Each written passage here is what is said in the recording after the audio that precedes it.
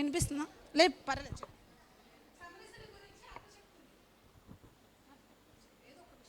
నీటికి దాహానికి వాటర్ ఇమ్మని అడిగితే దేవుణ్ణి ఫస్ట్ గుర్తుపట్టలేదు, తర్వాత అతనే మెస్సయ్య అని చెప్పి ప్రజలందరికీ చాటి చెప్పింది. ప్రైజెక్ బాగా చెప్పారు కదా. ప్రైజెక్ క్లాప్స్ కొడదామా? ఏం క్లాప్స్ కొడదాం? 5 1 2 3 4 5. ఇంకెవరికైనా తెలుసా సమరశ్రీ గురించి? అమ్మా, సమరశ్రీ గురించి ఇంకెవరికైనా తెలుసా? తెలీదా? మరి తెలియకపోతే నేర్చుకుందాం ఈరోజు. తెలుసా తెలీదా? ఒకటే చెప్పండి. తెలుసన్న వాళ్ళు చేతులు ఎత్తండి. అయితే ఎవరికి తెలియదు, అయితే నేనే చెప్పేస్తా. సమరశ్రీ ఎవరంటే వాళ్ళ సమరయులు అంటే వాళ్ళని ఎవరు పట్టుకోకూడదు, వాళ్ళతో ఎవరు యూదులు అనే వాళ్ళు మాట్లాడకూడదు అనమాట. అప్పుడున్న కఠినంగా కొన్నిసార్లు మనం కొంతమంది కులాలు బట్టి మాట్లాడకుండా వదిలేస్తారు కదా, అలాగే సమరయులు కూడా ఒక ప్రాంతంలో ఉంటారు. వాళ్ళు దేవుని మందిరానికి రారు, దేవుని మందిరానికి వాళ్ళు రారు. ఎవరు? సమరయులు అనమాట. దేవుని మందిరానికి వాళ్ళు రారు, వాళ్ళు రానివ్వరు. అలాంటి ప్రజల దగ్గరికి యేసయ్య, ఇక్కడ యేసయ్య ఉన్నారు కదా, యేసయ్య కనిపించారు కదా మనకి. యేసయ్య ఏం చేశారు అంటే అందరినీ సమానంగా చూసే ప్రేమ యేసయ్య ప్రేమ. నిన్న మనం స్కిట్లో నేర్చుకున్నాం కదా, యేసయ్య మందిరంలోనూ ఉన్నారు, పరిసయ్యుల దగ్గర ఉన్నారు, అలాగే సద్దూకయ్యులు పెద్ద పెద్ద తెగల దగ్గర ఉన్నారు, వాళ్ళతో మాట్లాడారు, వాళ్ళు ప్రేమించారు. అలాగే ఎవ్వరూ మాట్లాడకూడదు, బయటకు వదిలేయాలి అని అనుకున్న సమరయులు కూడా ప్రేమించారు. ప్రేమించి యేసయ్య తన ప్రేమను చెప్పడానికి నాకు అందరూ సమానమే, అందరినీ నేను ఒకే రకంగా ప్రేమిస్తున్నాను అని చెప్పడం కోసం యేసయ్య ఆయనకి దాహం వేసి అక్కడికి వెళ్ళి మాట్లాడారు. యేసయ్య ప్రేమ గొప్పదా తక్కువదా? చాలా గొప్పది కదా. మనం యేసయ్యకి నచ్చని పనులు చేసినా మనల్ని వదిలిపెట్టారు. అలాగని నచ్చని పనులు చేస్తూ ఉంటామా? ఉండకూడదు. యేసయ్యకి నచ్చినట్లుగా మనం ఉండడానికి ప్రయత్నించాలి. అలాగే యేసయ్యకి ఏ భేదాలు కూడా లేవు. ఎంత పెద్దవాళ్ళనైనా, డబ్బు బాగా ఉన్న వాళ్ళనైనా, డబ్బు లేని వాళ్ళనైనా, కులము మతం అలాంటివి ఏమీ ఆయనకు తెలియవు. ఇంకొకటి, నల్లగా కొంతమంది ఉన్నాం అనుకుంటారు కదా, కొంతమంది మేము అందంగా లేమనుకుంటారు, కొంతమంది మాకు సరైన ఆరోగ్యం లేదనుకుంటారు, కొంతమంది మాకు సరైన బట్టలు లేవనుకుంటారు. ఎవరు ఎలా ఉన్నా కూడా అందరినీ ఒకే మనసుతో ప్రేమించే మనసు యేసయ్య మనసు. మరి ఇప్పుడు సమరశ్రీ గురించి నేర్చుకుందామా? సమరశ్రీ గురించి ప్రేజకు ఒక మాట చెప్పింది కదా. సమరశ్రీ ఎలా ఉన్నారంటే, ఆమె వచ్చి నీళ్ళు తోడుకుంటుంది. నీళ్ళు తోడుకున్నప్పుడు యేసయ్య వచ్చి అడిగారు, మీరు చూసిన స్కిట్టే. అడిగినప్పుడు నేను సమరశ్రీని, మీరు యూదులు కదా, నేను మీకు నీళ్ళు ఇవ్వకూడదు కదా అని మాట్లాడారు. మాట్లాడిన తర్వాత అప్పుడు నేనే నీకు జీవం ఇచ్చే దేవుణ్ణి, నిన్ను పరలోకం చేర్చే దేవుణ్ణి, నీ కోసం ప్రాణం పెట్టడానికి నేనే వచ్చానని ఆయన ఒక్క మాటతో సమరశ్రీకి చెప్పారనమాట. చెప్పగానే వెంటనే సమరశ్రీ అక్కడ ఏం చేశారు చూసారా? ఏం చేసింది? మల్లిశ్రీ సమరశ్రీగా చేశారు కదా, ఏం చేశారు? వెంటనే ఒప్పుకుంది. వెరీ గుడ్ అక్క. వినిలక్క జాగ్రత్తగా చూసింది. మీరు ఎంతమంది చూసారో కానీ మల్లిశ్రీ అక్కడ మోకరించిందా లేదా? మోకరించి ఊరుకుంటూ పోయిందా? తను తెలిసిన విషయం వదిలేసిందా? ఏం చేసింది? అందరికీ చెప్పింది. సమరశ్రీ అందరికీ చెప్పింది, అక్కడ వదిలేయలేదు. కాబట్టి ఇక్కడ మనం ఎన్ని విషయాలు నేర్చుకుంటున్నాం 7 రోజుల నుంచి? అసలు మనం ఇక్కడికి ఎలా ఉందామని వచ్చాం? ఎలా ఉందామని వచ్చాం మనం? చెప్పాలి.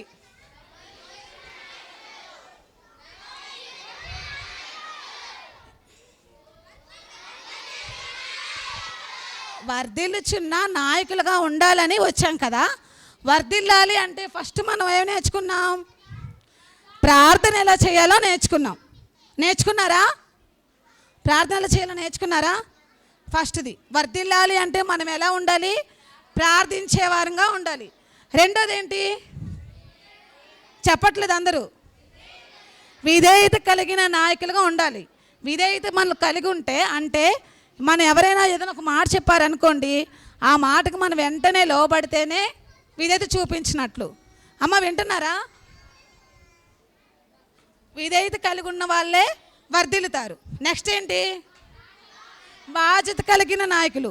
మన పని విషయంలో ఇంట్లో పనులు చెప్పాం కదా, ఇంట్లో పనులు ఇక్కడ ఏదో 8 రోజులు చెప్పేసుకున్నాం వెళ్ళిపోయామని కాకుండా ఇంట్లో ఈ వేసవి సెలవుల్లో మీ అమ్మ మీ నాన్న వాళ్ళు చెప్పిన ప్రతి పని చేస్తూ మీ అమ్మకి నచ్చినట్లుగా ఉండండి. ఇంట్లో ఫ్యామిలీకి ఎక్కువ సమయం ఇవ్వండి, ఫోన్కి ఎక్కువ సమయం ఇవ్వద్దు. ఓకేనా? బాధ్యత కలిగిన వారంగా ఉంటేనే మనము వర్ధిల్లుతాము. 4వది ఏంటి? దేవుడు మనల్ని అందరిని ఎన్నుకున్నారు కదా, ఎన్నుకోబట్టి మనందరం ఇక్కడికి వచ్చాం. నెక్స్ట్ ఏంటి చెప్పాలి? ధైర్యం కలిగిన నాయకులు. మనం ధైర్యం కలిగి ఉంటేనే వర్ధిల్లే వారంగా ఉంటాం. నెక్స్ట్ ఏంటి? కృతజ్ఞతలు. మనకి మంచి ఆరోగ్యం ఇచ్చినందుకు, మంచి పేరెంట్స్ని ఇచ్చినందుకు, మంచి స్కూల్లో మనం చదివినందుకు మనం ఎప్పుడు ఎవరిని స్తుతించాలి? యేసయ్యని స్తుతించాలి. కృతజ్ఞత కలిగిన వారంగా ఉంటేనే మనము వర్ధిల్లుతాం. తర్వాత ఏంటి? నేర్చుకునే నాయకులు. చాలా విషయాలు నేర్చుకున్నారు కదా, నేర్చుకుంటే ఎలాగైనా మాట్లాడతారు. గర్ల్స్ వినాలి. నేర్చుకునే వారం ఎప్పుడు ఇక్కడికిక్కడే వదిలేయకుండా, సమరశ్రీ అక్కడ అలా వదిలేయకుండా, ఎలా అయితే వాళ్ళకి వీళ్ళకి ఊర్లో ఉన్న వాళ్ళందరికీ నేర్చుకుంది చెప్పి సేవ చేసిందో అలా మనము ఎదుటి వాళ్ళకి మన దగ్గర ఉన్నది ఏదైనా సరే సేవ చేసే వాళ్ళంగా ఉండాలి. మన దగ్గర మంచి మాటలు ఉన్నాయనుకోండి, అవి ఎదుటి వాళ్ళకి మనం చెప్పే సేవ చేయాలి. లేకపోతే నీ దగ్గర ఏమైనా ఉందనుకోండి, అది ఎవరికైతే లేదో వాళ్ళకి ఇచ్చేవారంగా ఉండాలి. ఈరోజు 8వ రోజు మన లెసన్ పేరు ఏంటంటే సేవ చేసే నాయకులు. చెప్పాలి. ప్రతిరోజు ఒకరి గురించి కంటిన్యూషన్గా కొంచెం నేర్చుకుంటున్నాం కదా. ఎవరి గురించి నేర్చుకుంటున్నాం? చెప్పాలి. విలియం కేరీ గారి గురించి నేర్చుకుంటున్నాం కదా. నిన్న ఎంతవరకు నేర్చుకున్నాం గుర్తుందా ఎవరికైనా? అక్క నిన్ను చెప్పింది నిన్నే మర్చిపోయాం అక్క, మిషనరీలు అస్సలు వినిపించట్లేదు అక్క మాకు.